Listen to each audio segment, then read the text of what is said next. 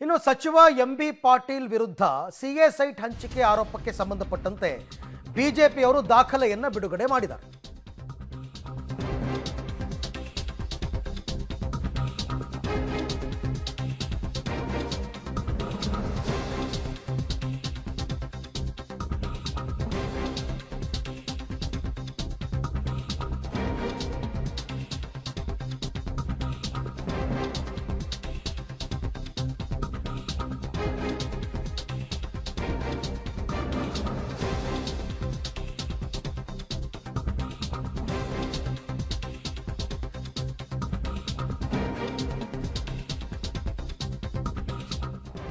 Okay, ಸಚಿವ MB Patil ವಿರುದ್ಧ ಈ ಸಿಎ ಸೈಟ್ ಹಂಚಿಕೆ ಮಾಡಿದಂತಹ ಆರೋಪ, ಅದರಲ್ಲಿ ಒಂದಷ್ಟು ಭ್ರಷ್ಟಾಚಾರ ನಡೆದಿದೆ ಅಂತಕ್ಕಂಥದ್ದು ಬಿಜೆಪಿಯವರ ಹೇಳಿಕೆ. ಅದಕ್ಕೋಸ್ಕರ ಅವರು ಇವತ್ತು ದಾಖಲೆ ಬಿಡುಗಡೆ ಮಾಡಿದ್ದಾರೆ.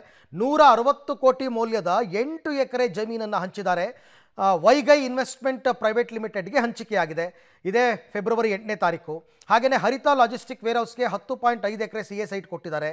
ತೆಲಂಗಾಣದವರಿಗೆ ಕರ್ನಾಟಕದಲ್ಲಿ ಯಾಕೆ ಸಿಎ ಸೈಟು? ಹಾಗೆಯೇ ವಿಜಯಪುರದಲ್ಲಿ ಸೊಲ್ಲಾಪುರ ರಸ್ತೆಯಲ್ಲೂ ಸಿಎ ನಿವೇಶನಗಳನ್ನ ಹಂಚಿದ್ದಾರೆ. ಇದಕ್ಕಿಂತ ಬಹಳ ಮುಖ್ಯವಾಗಿ ಎಂಬಿ ಪಾಟೀಲ್ ಮೇಲೆ ಅವ್ರು ಮಾಡಿರ್ತಕ್ಕಂಥ ಭ್ರಷ್ಟಾಚಾರ ಏನು ಗೊತ್ತಾ? ಆರೋಪ. ಎಂಬಿ ಪಾಟೀಲ್ ಅವರು ಎಲೆಕ್ಷನ್ನಲ್ಲಿ ಅಫಿಡವಿಟ್ ಸಲ್ಲಿಸಬೇಕಾದ್ರೆ ಬಾಗ್ಮನೆ ಡೆವಲಪರ್ಸ್ ಅವರಿಂದ 40 ಲಕ್ಷ ನಾನು ಸಾಲ ತಗೊಂಡಿದ್ದೀನಿ ಅಂತ ತೋರಿಸಿದ್ದಾರೆ. ಈಗ ಈ ವೈಗೈ ಇನ್ವೆಸ್ಟ್ಮೆಂಟ್ ಪ್ರೈವೇಟ್ ಲಿಮಿಟೆಡ್ಗೆ ಸೈಟ್ ಹಂಚಿದ್ದಾರೆ. 2 ಕಂಪ್ನಿ ಒಬ್ಬರದೇನೆ. ಅಲ್ಲಿ ಸಾಲ ತಗೊಂಡಿದ್ದೀನಿ ಅಂತ ತೋರಿಸಿದ್ದಾರೆ, ಇಲ್ಲಿ ಸೈಟ್ ಹಂಚಿಕೆ ಮಾಡಿದ್ದಾರೆ. ಇದಕ್ಕೆ ಮುಖ್ಯಮಂತ್ರಿಗಳೇ ಉತ್ತರ ಕೊಡಬೇಕು ಅಂತ ಛಲವಾದಿ ನಾರಾಯಣಸ್ವಾಮಿ ಅವರು ಆಗ್ರಹಿಸಿದ್ದಾರೆ. Mrs Vaigai investments private limited, lake view A block 8th floor, Bagmane tech park, CV Raman Nagar, Bengaluru 93. ಇದು ಅವರ ಅಡ್ರೆಸ್ಸು. ಈ ವೈಗೈ ಇನ್ವೆಸ್ಟ್ಮೆಂಟ್ ಪ್ರೈವೇಟ್ ಲಿಮಿಟೆಡ್ನ ಡೈರೆಕ್ಟರ್ಗಳು ರಾಜಾ ಬಾಗ್ಮನೆ ಮತ್ತು ದಂಡಿಗಾನಹಳ್ಳಿ ವೆಂಕಟರಮಣಪ್ಪ ರಾಮಕೃಷ್ಣ ಇವರಿಬ್ಬರು ಡೈರೆಕ್ಟರ್ಗಳು. ಬಟ್ ಅವರು ನಾನು ಲೋನ್ ತಗೊಂಡಿದ್ದೇನೆ ಅಂತೇಳಿ ಪತ್ರಿಕೆಯಲ್ಲಿ ತೋರಿಸಿರೋದು ಎಲೆಕ್ಷನ್ ಪೇಪರ್ಸಲ್ಲಿ.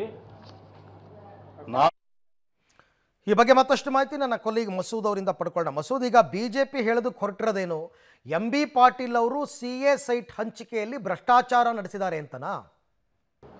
ಅರವಿಂದ್, ಇತ್ತೀಚೆಗಷ್ಟೇ ಛಲವಾದಿ ನಾರಾಯಣಸ್ವಾಮಿ ಅವರು ರಾಜ್ಯಪಾಲರಿಗೆ ದೂರು ಕೊಟ್ಟಿದ್ದರು. KIADBನಲ್ಲಿ ಹತ್ತತ್ರ 193 ಸಿಎ ನಿವೇಶನಗಳನ್ನು ಅಕ್ರಮವಾಗಿ ಹಂಚಿಕೆ ಮಾಡಿದ್ದಾರೆ. ಎಂಬಿ ಪಾಟೀಲರು ಇದರಲ್ಲಿ ಭಾಗಿಯಾಗಿದ್ದಾರೆ. ಇದರಲ್ಲಿ ಸಂಪೂರ್ಣವಾದಂಥ ತನಿಖೆ ಆಗಬೇಕು ಅನ್ನುವಂಥದ್ದು. ಅದರಲ್ಲಿ ಒಂದು ಖರ್ಗೆ ಅವರ ಸಿದ್ಧಾರ್ಥ ವಿಹಾರ ಟ್ರಸ್ಟ್ಗೂ ಕೂಡ 5 ಎಕರೆ ಸಿಎ ನಿವೇಶನ ಕೊಟ್ಟಿದ್ದಾರೆ ಅಂತ.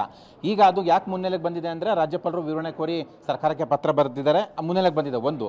ಇನ್ನೊಂದು, ಎಂಬಿ ಪಾಟೀಲ್ ವರ್ಷ ಛಲವಾದಿ ನಾರಾಯಣಸ್ವಾಮಿ ನಡುವೆ ಜಟಾಪಟಿ ನಡೀತಾ ಇದೆ. ಆ ಬೆನ್ನಲ್ಲೇ ಅವತ್ತೇ ಛಲವಾದಿ ಅವರು ಬಿಡುಗಡೆ ಮಾಡ್ತೇನೆ ಡಾಕ್ಯುಮೆಂಟು, ನೀವು ಏನೇನು ಮಾಡಿದ್ದೀರಾ, ನಿಮ್ಮ ಅಕ್ರಮ ಏನು ಅನ್ನುವಂತಹ ವಿಚಾರವನ್ನು ಪ್ರಸ್ತಾಪ ಮಾಡಿದರು.